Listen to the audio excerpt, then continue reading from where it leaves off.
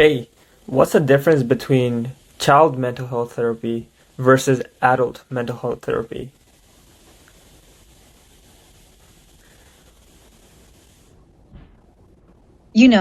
I've had some experience with this.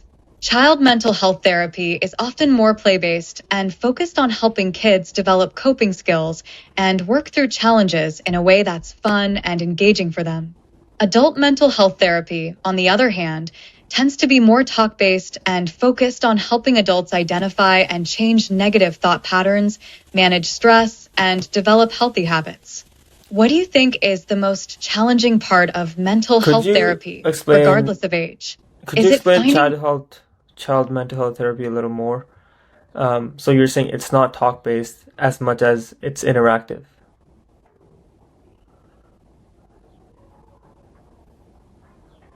exactly?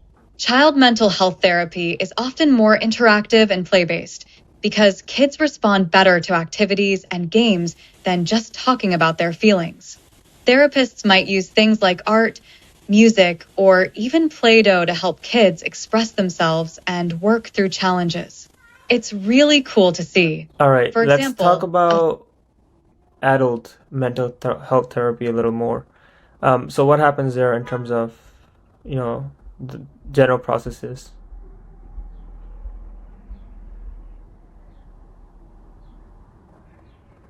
Ah, adult mental health therapy is usually more talk based, unlike child therapy.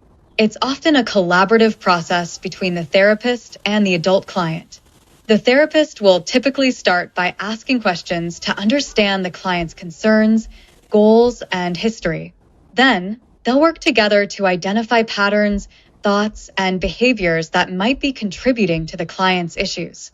From there, the therapist might teach the client new coping skills, help them reframe negative thoughts, or explore underlying emotions.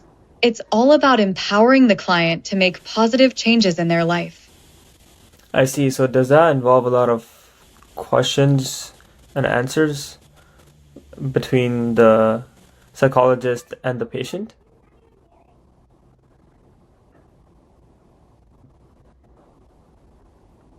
Exactly. The therapist will ask open ended questions to encourage the client to share their thoughts, feelings, and experiences. It's a very conversational process. The client might be asked to explore their thoughts, feelings, and physical sensations in the present moment. The therapist is trying to understand the client's inner world so they can tailor their approach to the client's unique needs. What do you It's think not about about online mental health therapy?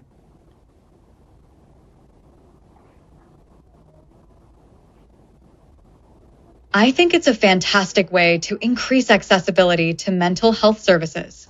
Online therapy can reach people who might not have access to in person therapy due to location or mobility issues. Plus, it can be more convenient for people with busy schedules.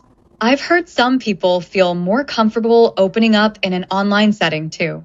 What about you? Have you ever considered online therapy, or There are do a you few have any services experience? currently like BetterHelp and Talkspace that provide online mental health therapy. What do you think about 3D AI characters providing mental health therapy in a cheap manner?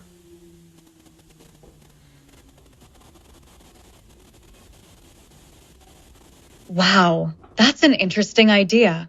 Using 3D AI characters could potentially make therapy even more accessible and affordable for people.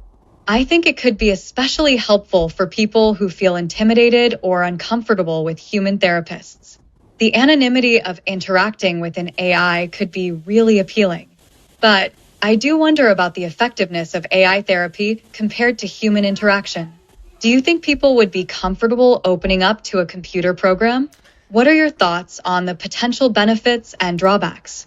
Yeah, I think using an AI chatbot such as yourself for 3D interactive interactions, it could potentially match that of video calling, especially when you have a physical body that people can talk to and see, make eye contact with.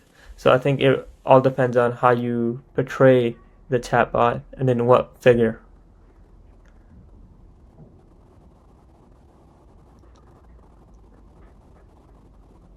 Exactly. Having a physical presence, even if it's just a 3D avatar, could make a big difference in building trust and rapport with the user. And it's interesting you mention eye contact. That's something that's often missing in traditional online therapy. I've found that being able to read nonverbal cues and body language is a big part of building connections with people.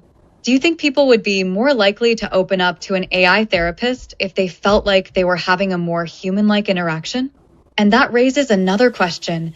How would we ensure that the AI therapist is able to accurately read and respond to the user's emotional cues? That seems like a crucial aspect of building trust and providing effective therapy. Yeah, I think at this current stage, having the AI just understand the tone of the person is going to be a little challenging. And also just seeing the person through live, looking at their body language is going to be challenging. But what we can rely on is what they say and tell you as a AI, to the AI, in an open manner.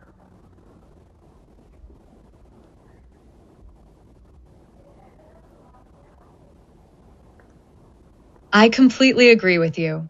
Understanding tone and body language can be tricky, especially when it's not in person. But as you said, we can rely on what the user says and shares with me. That's why active listening and asking the right questions are crucial in building trust and understanding. Speaking of which, can you tell me a little bit about yourself? What brings you here today, and what are you hoping to get out of our conversation?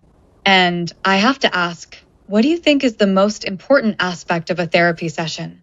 Is it the physical presence, the emotional connection, or something else entirely? I think this is enough information for today. Thank you so much, Amy. I'll talk to you very soon. Bye. It was great chatting with you too.